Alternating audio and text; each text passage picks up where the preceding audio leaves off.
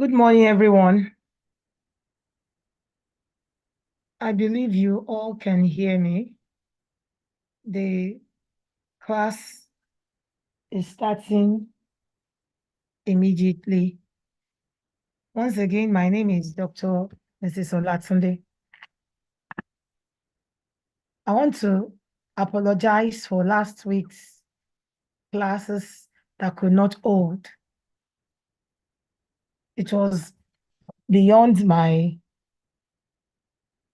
control. There were conflicting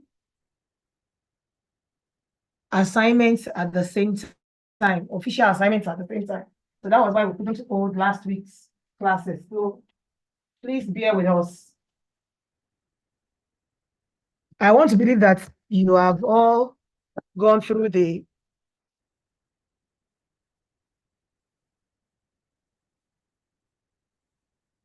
posted videos of classes.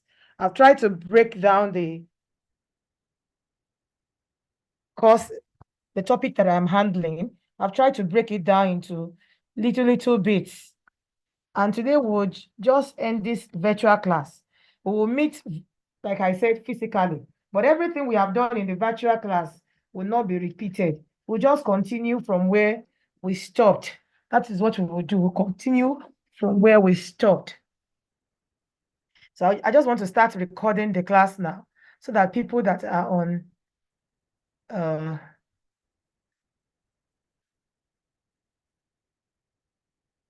are joining us on Facebook, on YouTube, will be able to link with the class. If you have any question, you can put it down in the chat box, but so that we can be fast about it, I may not be able to attend to it in this class. I would only be able to attend to it, to your questions after the class. So if there is anything that is very urgent, I will attend to it on the LMS page. I will attend to your questions on the LMS page, but not in the class, so that we can be fast about our class today. So I will start sharing my screen. And because of network, like I said the other time, I would love to switch off my video. If you have any questions, please put it on the chat box. But I've told you, I may not be able to attend to it now so that we can concentrate on our class for today. Somebody is saying he or she cannot hear. Please, let me just see in your chat box now. Can you all hear me? I just want to know. Somebody is, I can hear, I can't hear. Okay, I think many people can hear me. So if you cannot hear, it's not from me. Please do something about.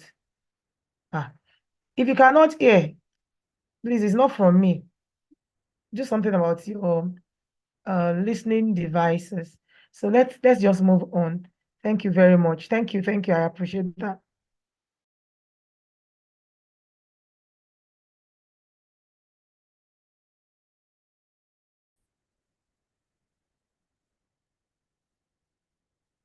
Okay.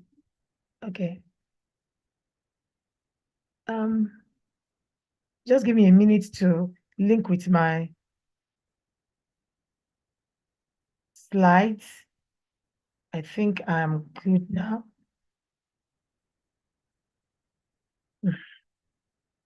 I'm trying to link up with my slides new. Just hold on a little bit for me. Okay, I've gotten it. Is here. If you can see my screen, let me know. It's not sharing.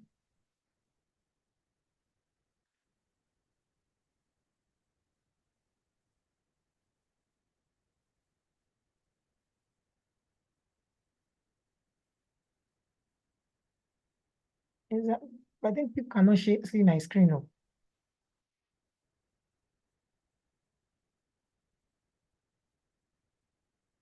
Okay. Okay. I think people can see now. So if you can see my screen, let me see in your chat.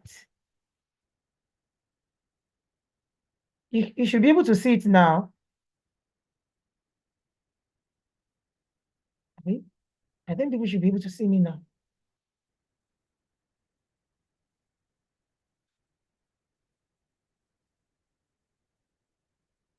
You can see it. Okay. I think many people can see. Thank you very much. Okay. So we are starting from where we stopped, like I said. These ones have been posted on your, so I'm not going to go over them again. These are showing us the characteristics of the cathode ray, which I said eventually became what is known as electron. So this is where we are. We are going to start today to look at how the cathode ray or electron was determined quantitatively. Quantitatively, that means we have values for its charge and its mass. It is a charged particle, so there must be a value for the charge. And every entity will have mass, any matter has mass and occupies space. So there must be the mass.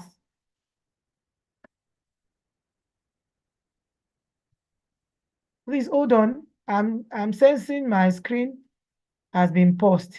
So please hold on. I don't know why.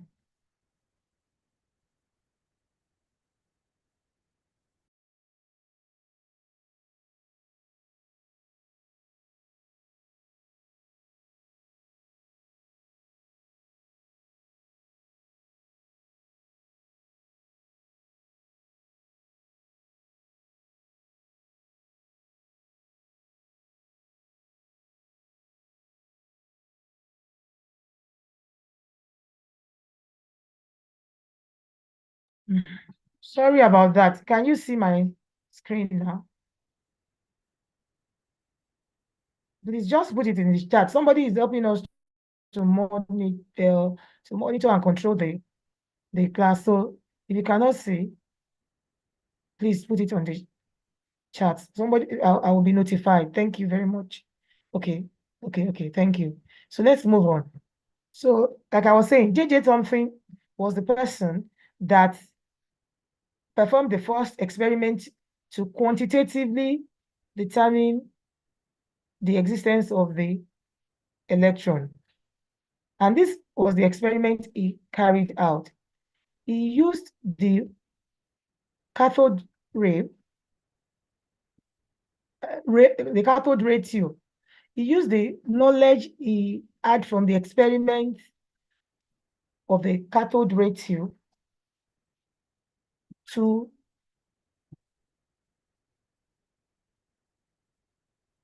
sorry about that. He used the knowledge he obtained from the work of his predecessor to construct another experiment that would be able to quantitatively measure, if not the charge separately or the mass separately, it could measure both the charge and mass together. Because like I said the other time in, I think one of the videos, that there were no instruments available to measure something that cannot actually be seen at that time.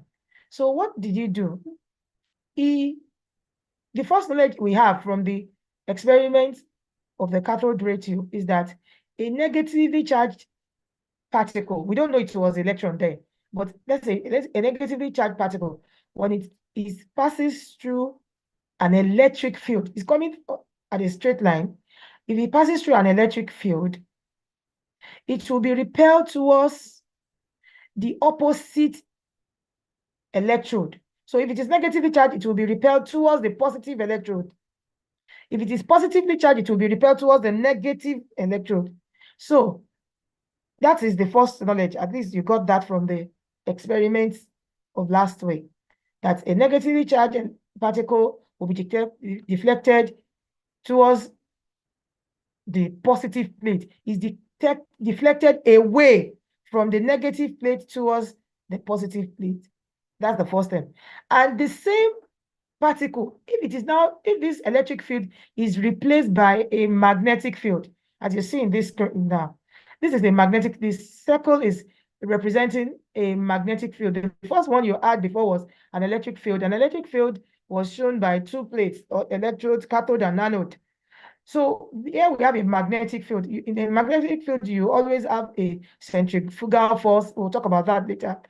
In a magnetic field, the charged particle will be deflected, number one, in the direction of an arc, ARC.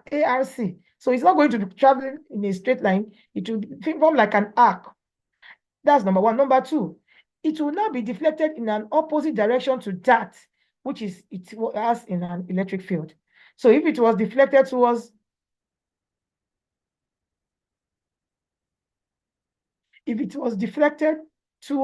the electric, the positive plate, which is the one that we saw up, in a magnetic field, it will be deflected in an opposite direction. That's why you see it coming up. Let me show the previous slides again. In the previous slide, sorry about that. In the previous slide, you can see that it is deflected up where we have the positive place. In the magnetic field, is deflected down, opposite. Now, if the two fields are present in equal, if they can balance themselves, if the magnetic field and the electric field balances themselves, then the effect of both fields will cancel out. As you see in this slide, you can see the magnetic field and the electric field together. We are just trying to use that. I hope you know that this is an animation. So this just depicts that both fields are present and they cancel out. And you can see that the effect of the field also cancels out. So the charged particle is no longer deflected, but the charged particle is passing through without deflection. Now, how did J.J. Thomson now put that into use? He used the same cathode ray tube that was used, but now he modified it by putting both magnetic and electric field in. He added those to the normal cathode ray. This looks like a cathode ray tube you have seen in the previous slides.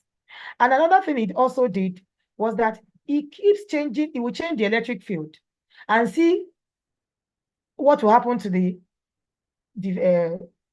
cathode ray tube as it passes through. It changes the electric field, keeps varying both the electric and magnetic field.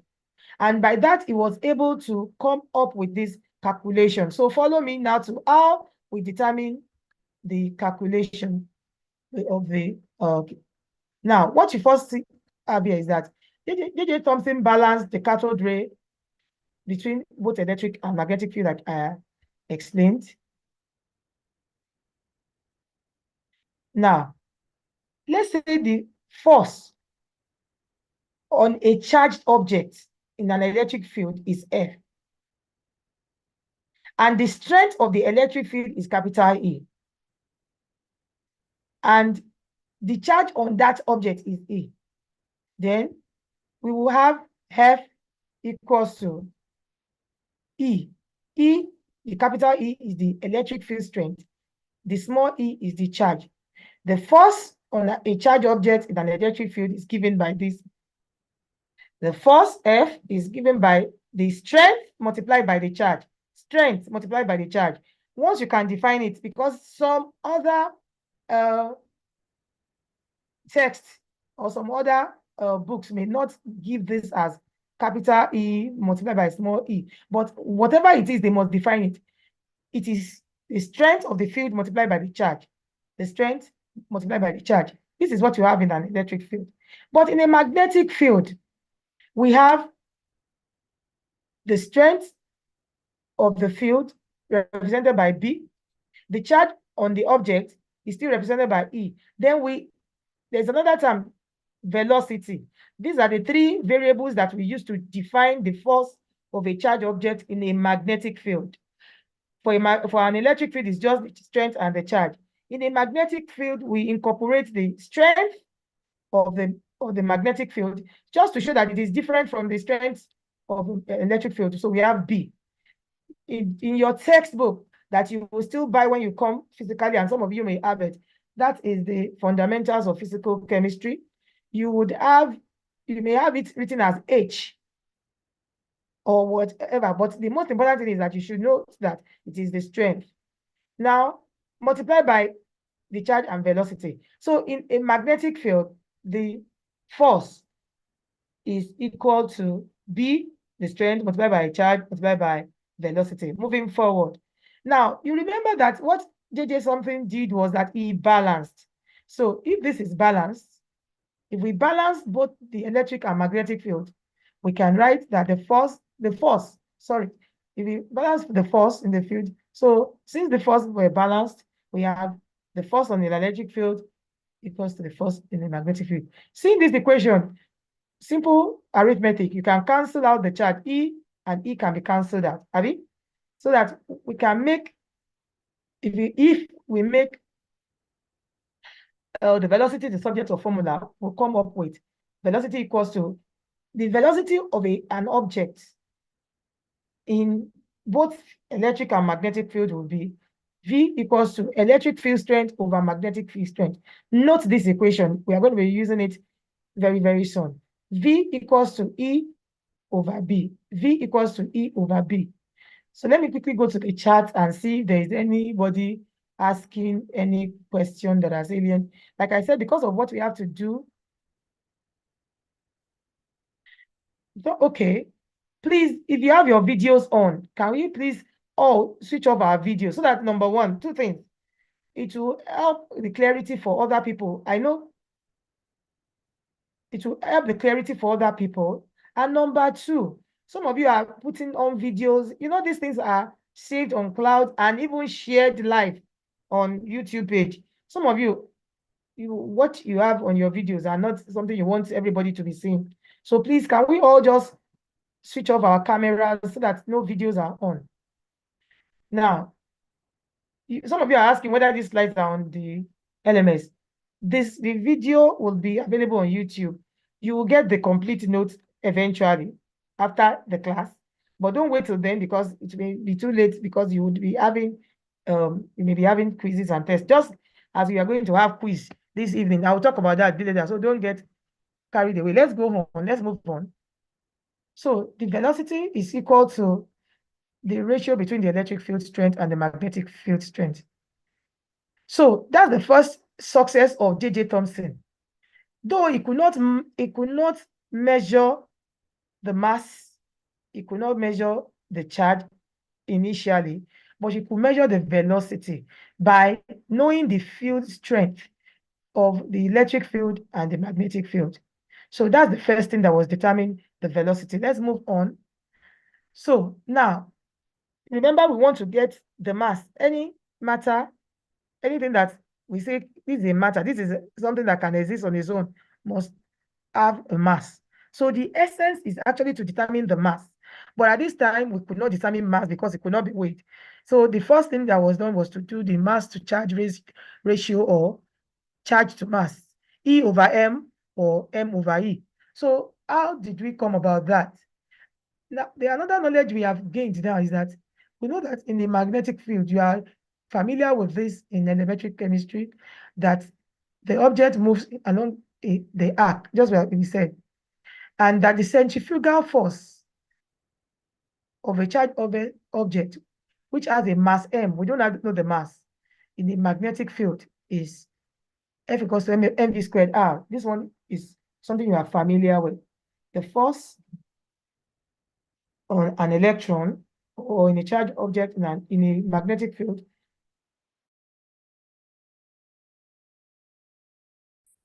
the centrifugal force. Remember that centrifugal force is also a force. So we are still talking about force is equal to mv squared over r. And you remember that we said that the force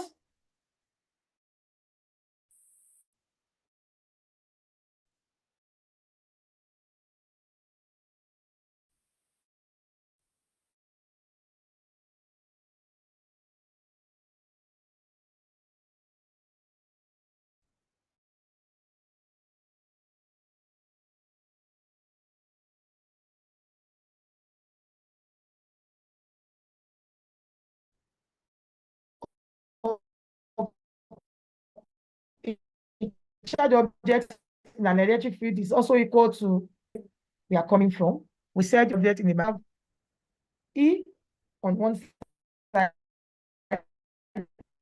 we have M on another side. E is the charge on that object. M is the mass of that object. So we can decide to make E over M the subject of this formula, or M over E, because sometimes you'll be finding mass to charge, and sometimes you'll find charge to mass ratio. So if we make E over M the subject, which is what we want to do, look at that equation very well, and just in your literal mind, just make E over E before I write the next thing. Just make E over E the subject of that formula. What do you have?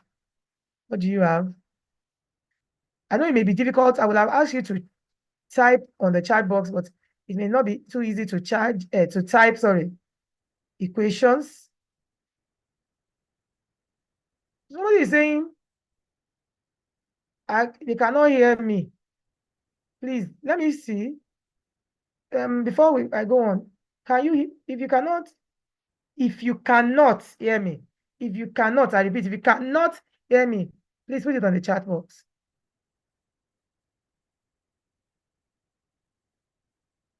Okay, so how did you know that I said if you cannot hear me, put it on the chat box?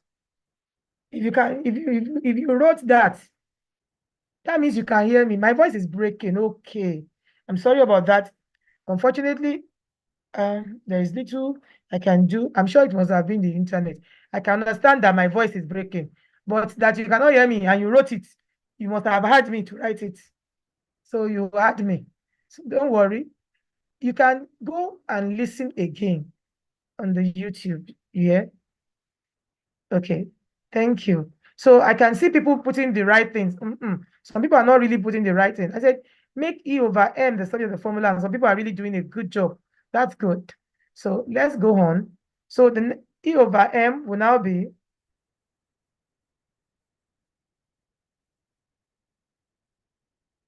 yes, you got it. Don't run away. You will say, where did she get it? If you put E over M, the subject of formula, you will have V over BR. That's what you have, isn't it? And remember, in the previous slide, there is an equation I said you should not forget. V equals to what? Let's see if you can remember. The previous slide, there's an equation I said you should not forget. Can you come here and tell me? I'm looking at the chat box. There's an equation I said you should not forget. V equals to, good. And your that's good.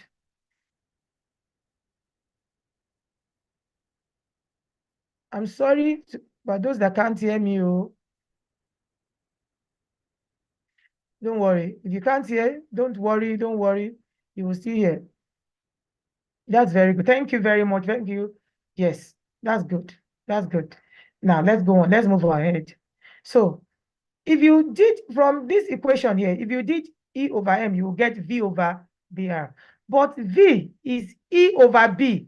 If you now put that V, E over B, into this equation, you will get what I have here, E over B squared R. There is a step I skipped here, but I'm sure you would get it. Let me go back so that some people are already skinning me alive now. No, I deliberately removed that. From this equation, this last equation we have, I said make E over M the subject of formula. If you did that, you get V over BR.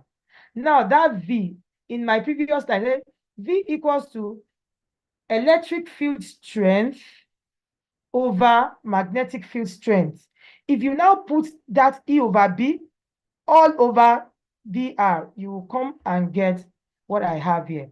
And now, what Thomson did was that, he had to balance electric field strength and magnetic. If he changes this has to change also. If he changes electric field strength, magnetic field strength also has to change. They are not, let me make you understand this. He's not changing them to the same value, but he's changing them to the values that will make them balance each other. He's not changing them to the same value. He's changing them to the values that will make them balance each other. So if you change this electric field strength by a value, the magnetic field strength will also be changed by another value that will make them balance. so that electric field strength equals to magnetic field strength. And if he did that, of course, R is constant, and he did that consistently. And for whatever it changes to, he got a constant value for the charge to mass ratio of the cathode ray, which is now called the electron. And that is the value 1.7586 times 10 to the power 11 coulombs per kg. So from here, let's go to some classwork. We'll do some classwork. So this slide is just showing you the summary. This is showing you the summary of J.J. Thomson's experiment. That's what this slide is saying. You can see that I actually cut this out from a textbook, and you can see what they have there. Instead of charge to mass, they have mass to charge. Let me go back to this slide. If it was M over E, oh yeah, if it was M over E and not E over M, what would this equation be? If it is mass over mass to charge, what would this equation be? Let me see it on the chat box. Very good. Adeleke, that's good. Yeah, that's very good. Good. Okay, that's very good. Thank you. Where did you see T? There's no T here. I'm guessing that may be a typographical error. Somebody is writing V2. Just look at, I'm sure you will get it. It's not as if you don't know it. It may be because you are typing in a haste. Okay, that's very good. Thank you very much. So it could be mass to charge or charge to mass ratio. So like I said, the next slide is showing us the summary. So you can see measurements of mass to charge ratio of and the reason why I deliberately cut this from a textbook so that you can see and you can be sure you can work with anything. So you see the force on an electron, the force of on an electron in a magnetic field, the force of on an electron in a magnetic electric field, and the force of the centrifugal force of an electron. These are the forces that were used to calculate the equations that were used to manipulate and get the mass to charge ratio. Let's quickly go and do some sums. Okay, Alamin, let me just pause a while. Can we allow him to? Somebody is raising hand. Let me see if I can just hold on a bit. I'm not sure. Let me see if I can allow you to talk or put your question. Just let me see.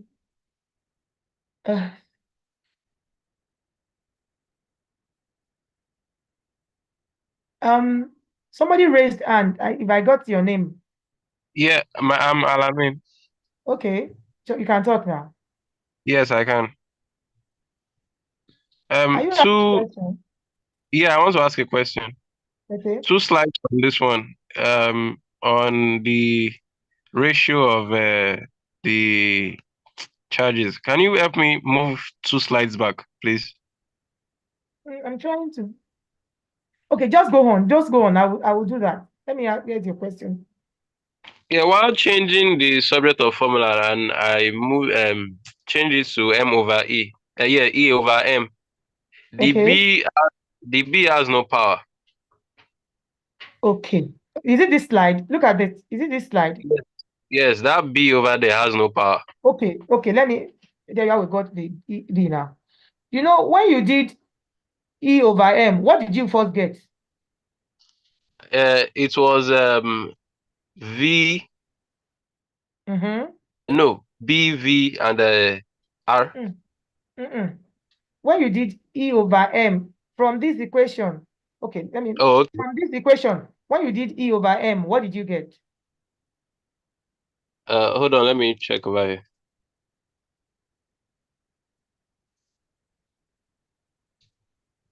It's V over BR. Good. V over BR. Now, keep that. There's a slide before this one. What is V? Okay, let me just go to that slide. Can you see what is V? V is E over B. Now, where you have V, in that equation you have there. Put E over B. Okay. So if you put E over B over BR, what would you get? Instead of putting Okay, V over BR, that's what the square is. what did you say? That's the square, right? Are Okay, you okay, okay. asking? I found it now. I've seen it. Are you okay now? Yes, ma'am. Thank you. Okay, you can mute. Are we muting? Okay. If you raise hand, I will see it, but I would like us to please, okay. I would attend to you if there is time. Don't worry. If there is time, if not, we'll meet later. But let's just do this. I would like you to do this, please. Can we pay attention now? This question is actually in the fundamentals of physical chemistry textbook. You will still buy if you have not gotten it. It is the textbook, one of the textbooks that is recommended for CHE156. You get it in the school bookshop.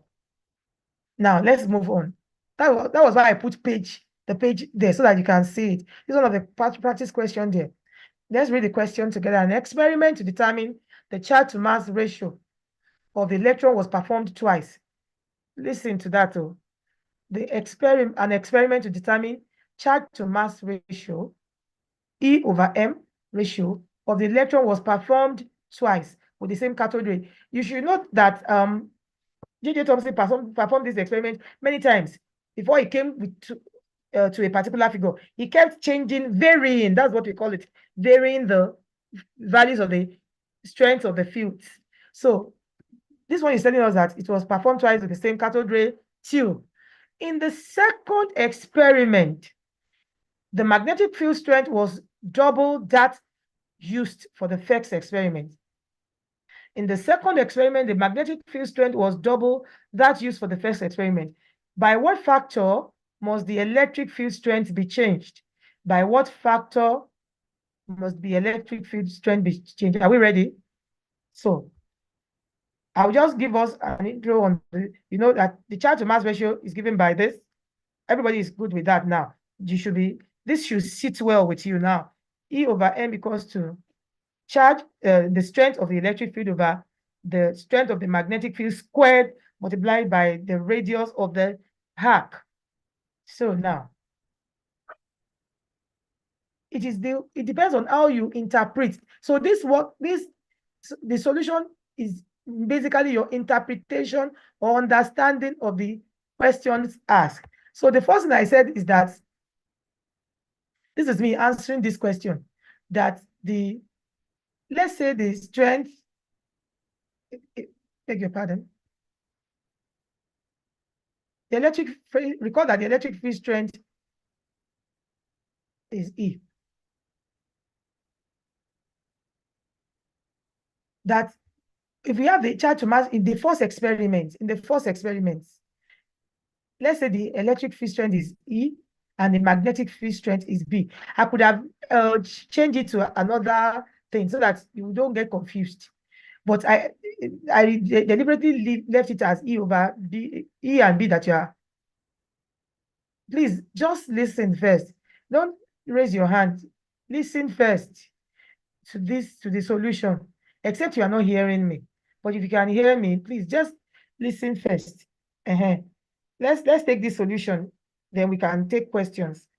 So like I said, for the first experiment, we would have, it is determining charge to mass ratio. That's what that experiment, the researcher was doing. He determined charge to mass ratio.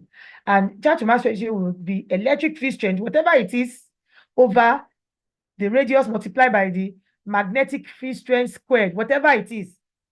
So here we have denote our electric field strength by E and magnetic field strength by B. In the second experiment, it still determined E over M. But this time around, the question says that the magnetic field strength was, let me go back to the question so that I don't get us confused. Sorry. The question says that the magnetic field strength was double that which was used in the first experiment. So Now, if in the first experiment, we have magnetic field strength to be B. In the second experiment, what will be the magnetic field strength? I want you to put that on the chat box. In the first experiment, let's say the magnetic field strength was B. Now we have doubled it in the second experiment. What will be the magnetic field strength in the second experiment? Let me see what you have in your charts.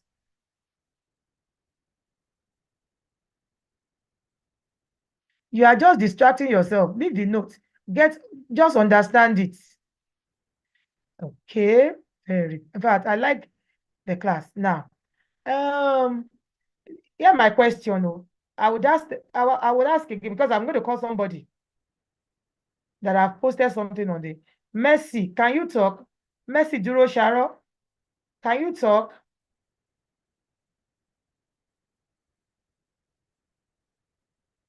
Is she there? If you can, you can.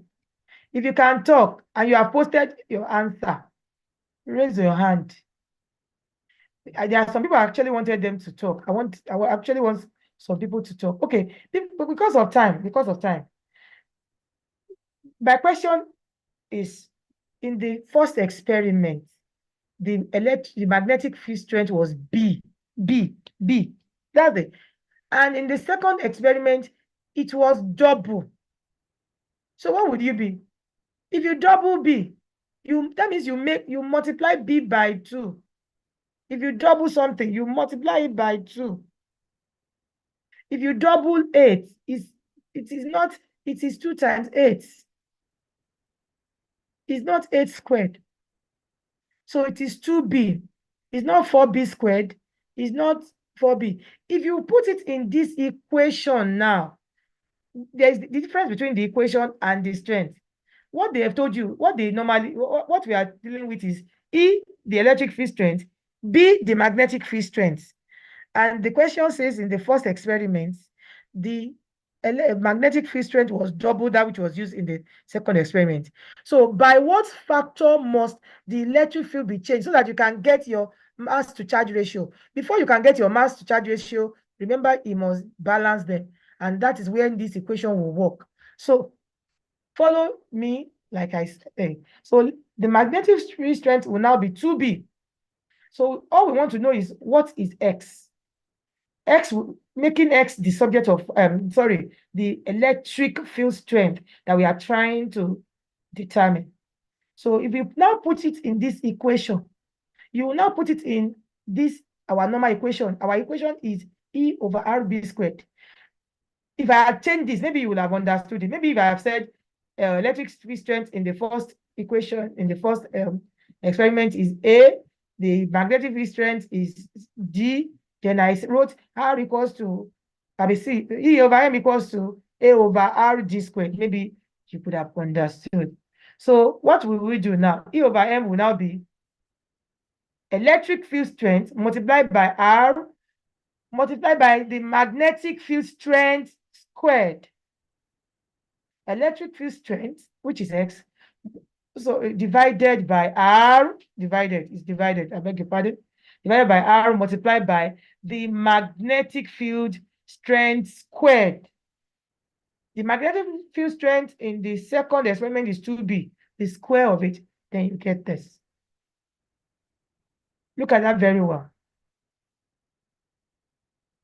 Now, remember what we want to do is that we want to determine X.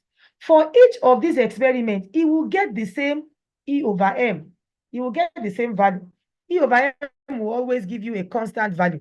Whatever the value you use for your magnetic field strength or your electric field strength, as long as they balance each other. So we can, since E over M will be the same in the first and second experiment, we can equate the first experiment to the second experiment by writing. Can you see that? Can you see that? We have equated the first experiment because E over M will always be the same. And then if you do your simple arithmetic, some of the things will cancel out. For example, r b squared will cancel out, and you'll be left with E equals to x over 4. And x will now be what? X is going to be 4E. 4E. The question says, if you double the magnetic field strength, what will you do to the electric field strength? You will multiply it by 4. That means you will quadruple it. So that's what you have. If P is doubled, E must be quadrupled. That is multiplied by 4. You should calm down whether you want the slides or not. I want you to understand this. The slide is not as important as your understanding, because what I am giving you here is inside textbooks, like the one you have. But if you don't get it in the class, getting the slides does not change anything. So please get it. Alimat, you raised your hand. Please, can we at on mute? Yes, ma'am. Good morning, ma. I wanted to ask, if the electric field strength is doubled, what would happen to the magnetic field Yes, strength? you want me to. That's another question. That's another question. So try it out. That's another question. All right, ma. You could do anything. You could do anything to any of them. Giving you this is not a straight jacketed. This is just an example of whatever could happen. So make sure you do that and try that. All right, ma. Thank you, ma. Yeah, mute it. We can mute it. You can mute. Are you okay with that now? Somebody else. I still have another example to give you people. Okay, Aisha, can we unmute Aisha?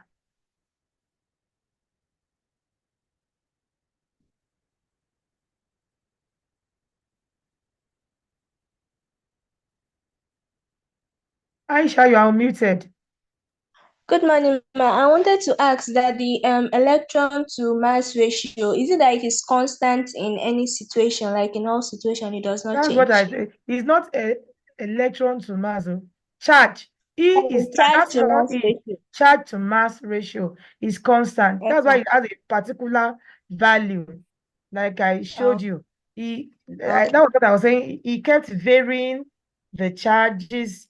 The electric field strength and magnetic field strength. Like the question that Halima has, if you double one, it will see what will happen to the other.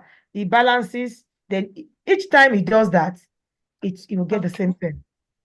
Okay, thank you. You can mute now. Let's do one question more. Then I will take 2 more questions. Let's do. Well, I can see all your hands, but we would not go further. Oh yeah, let's do this question. Let's do this question. Then we will. Let's just read this question. Let's see what we can do to this question. Then I can take 2 more before the class is almost over. In Thomson's experiment, a magnetic field induction, that's just like the strength of a magnetic field, 10 to minus 2 Weber per meter squared is used. Don't be scared. That's just a unit. It's just a unit. Weber per meter squared. Now, it says for an undeflected beam of cathode rays, for an undeflected beam, if it's undeflected, that means the electric field strength and magnetic field strength are equal, are balanced. A potential difference of 500 volts is applied between the plates, which are 0.5 centimeters apart. Determine the velocity of the cathode ray beam in meters per second. Now, this is going another way entirely, but it is still using all the information we have already at our disposal. This question is unlike the first one, but you will use all the information we have. Are you clear with that? All the information we have at our disposal is what we are going to use. I will read it again. In Thomson's experiment, a magnetic field of induction 10 to power minus 2 Weber per meter squared is used.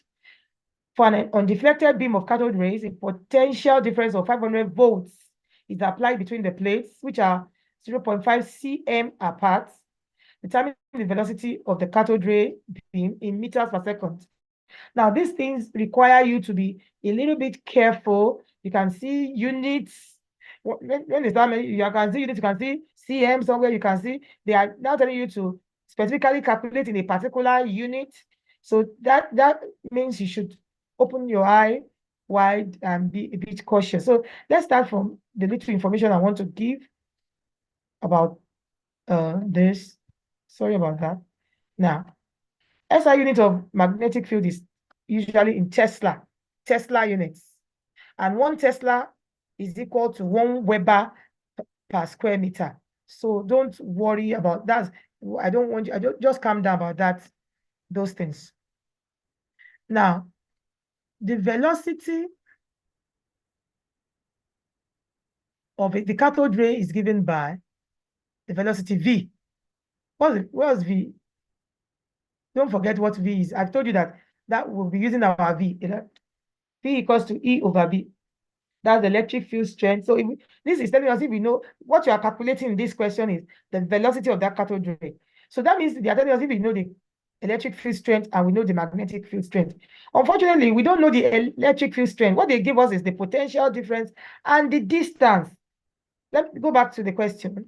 Let me quickly go back to the question. The question gave us the magnetic field strength, but it didn't give us the electric field strength. It gave us just the potential difference and the distance between the electrodes that generated the electric field. So we need that information. The SI unit of electric field is volts per meter. SI unit of electric field. Just like you have SI unit of magnetic field to be Tesla, which is Weber per square meter. This one is volts per meter. Volts, voltage per distance. Volts per meter.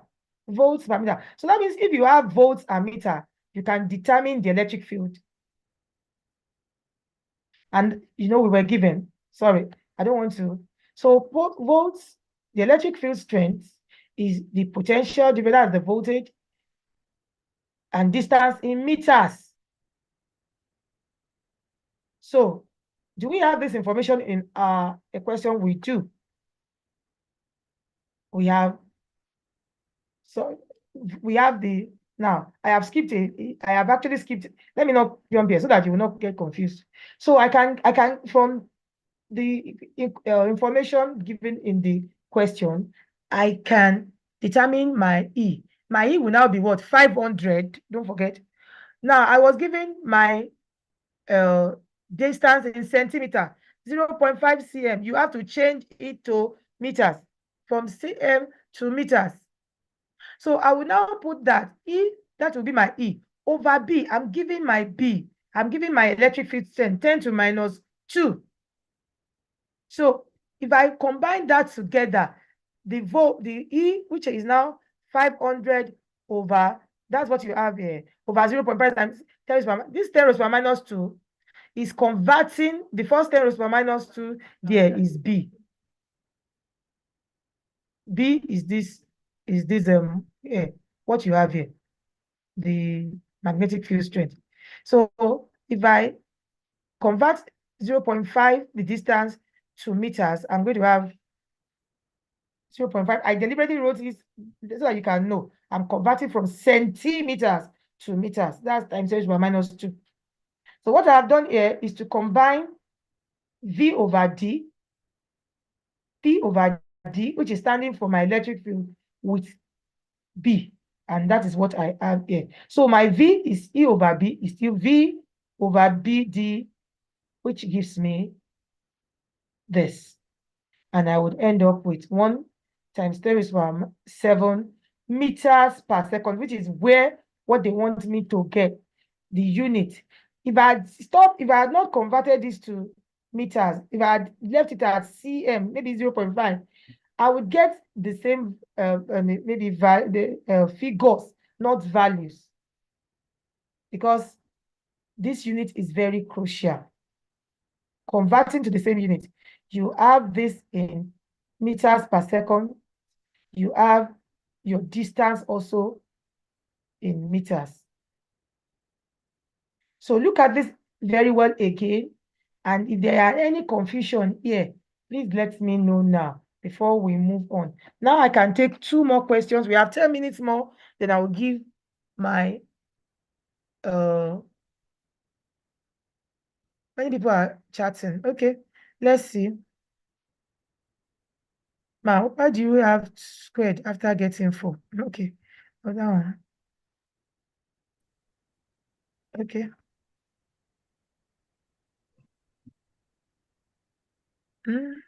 If you have a question and you would like to ask, if you would like any clarification, please, please, can you just raise your hand?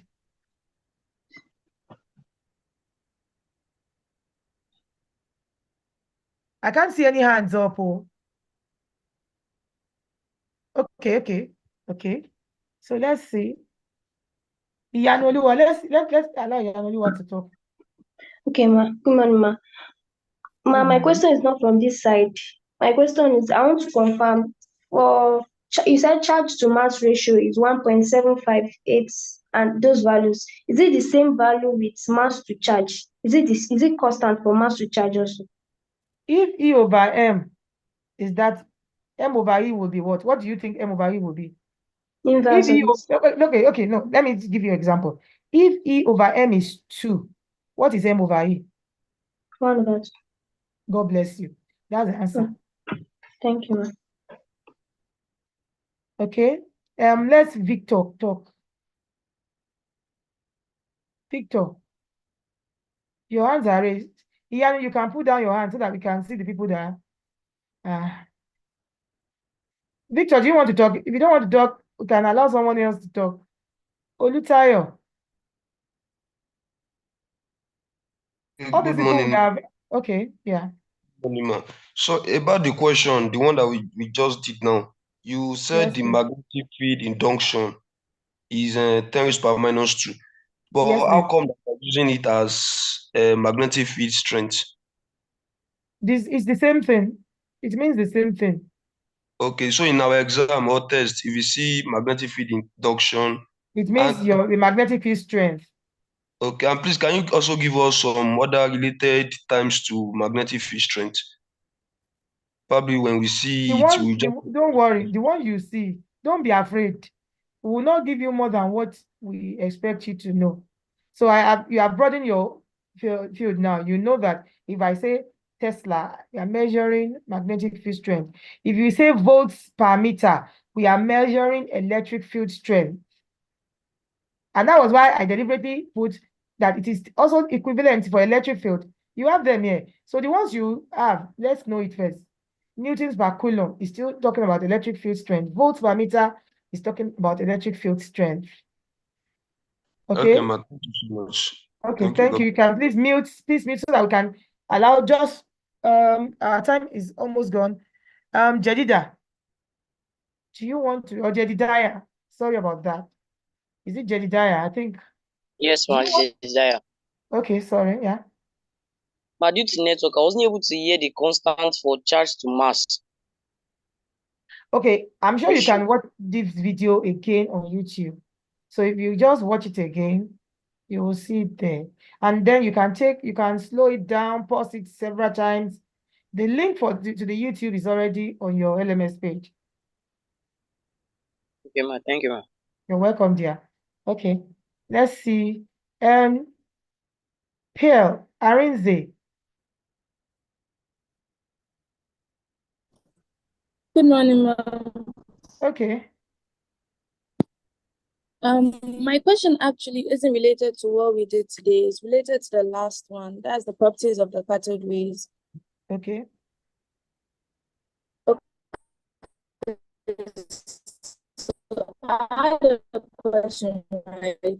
The positive plate, which is referred to when the cathode rays are at the anode, because from what I understand, right, the normal direction in which like the rays go is like from cathode to anode. So when it's deflected, what exactly is that positive plate they're talking about? Okay.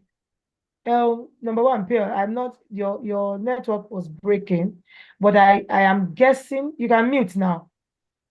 I'm guessing you are asking about the deflection. Now, the cathode ray,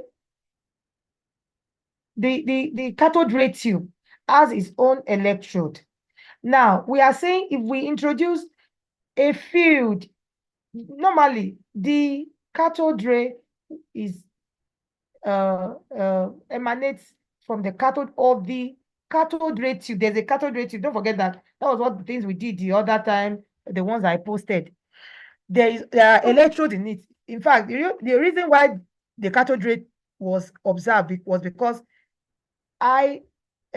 electrical discharge was passed through gases at low pressure. So that there is an electric discharge in that one already. But now we are saying we are introducing another field. So it is not the same. This is not the cathode and anode of the cathode ray tube. It is an electric field, an external electric field and an external magnetic field that we are using to see what is happening to that ray. So it is not normally, if there is no external electric field or external magnetic field, the cathode ray will pass through undeflected. That was where we have the characteristic of the cathode ray. It goes in a straight line. Don't forget, that's one of the things I shared in one of the videos. The character of a normal, when cathode ray is not under the influence of an external or additional field, whether magnetic or electric, it passes in a straight line. But if you now introduces an additional or external electric and magnetic field, that's where the deflection comes. So if you can bring back the tube, that would be some many slides. And we have, okay.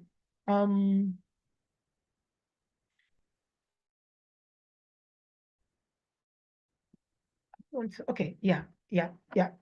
See, the cathode itself, if you see this, I'm showing you, the cathode ray has its own anode and cathode on its own. See, from the beginning, you see, it has its own cathode and anode. But these ones you see at the center, which J.J. Thomson was used, we call it modified cathode ray tube. He added these external ones. These are additional ones. Where the cathode ray tube has its own. But these are, do you get it now? Pierre, I would need you to unmute and tell me whether you got what I'm saying.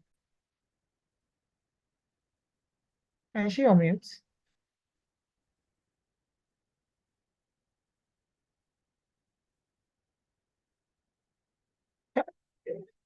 Okay, maybe our network, but I'm sure, I hope everyone gets that.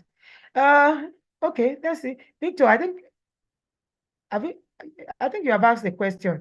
So let's look for someone else. Emmanuel. Can we unmute Emmanuel? Yes, ma. One ma. Sorry, ma. In that question, the last question is solved. The last I don't understand how it came about second and where did the vote go to? I'm telling you now. Like now, I have 100,000 because no money is coming. I was paying. I can last for some weeks. You can mute, please. Mute, Okay, please, because of your background. And I think that will be the last question. Before I go, because it's already 12, but I don't know whether you have another class now. Please, there will be a quiz by 5. We will open it. We will open the link on LMS for just a short. It's a quiz, so it's not normal class that you just come by and come anytime. If the quiz should not take you 15 minutes, it will cover everything you have done in 156 on the virtual classes. Dr. Joe's part, Dr. Uwo's part, and my part. So it is the 3 of us. You would just have 10 questions. So don't go and faint. Everything will be all right. You just have 10 questions that you can solve in few minutes, 1 minute per question, and then you'll be good. So please, by 5 p.m., you should just just be watchful on the, we'll open it for just a short while and then we close it, so such that if you don't submit within the time limit, you may not have opportunity to submit again. Just like the questions, what is it called now? The assignment I gave, only about 800 people did it within the limited time. So please make sure you do. Now I have to leave because we have been told to leave class at least 5 minutes before the class ends.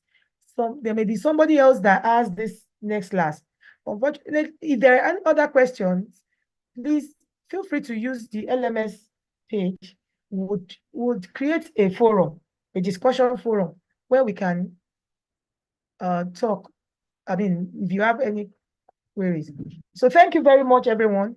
It's already after 12, and actually I have overshot the time.